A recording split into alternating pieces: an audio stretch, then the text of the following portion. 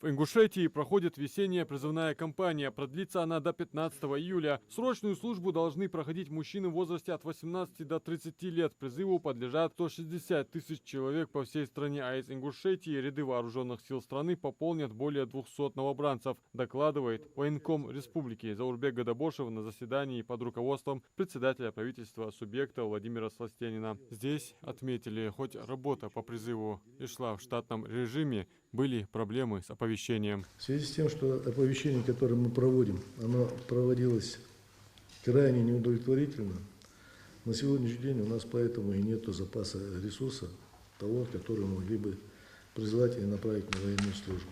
Далее замминистра сельского хозяйства республики Ильяс Келигов рассказал о ходе проведения весенне-полевых работ в Ингушетии. Сроки проведения весенне-полевых работ в зависимости от природно-климатических условий региона определены с 27 февраля по 10 апреля это ранний яровой сев и с 10 апреля по 30 мая это поздний яровой сев.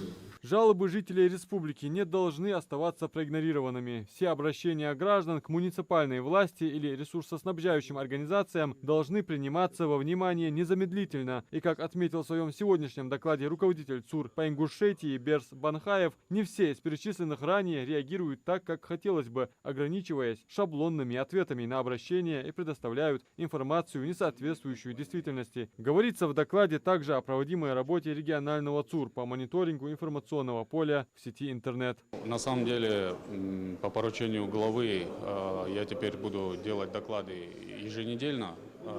Основной упор делается на обработку обращений граждан в социальных сетях. Делается упор это в связи с тем, что у нас какое-то время количество обращений начало учащаться, увеличиваться.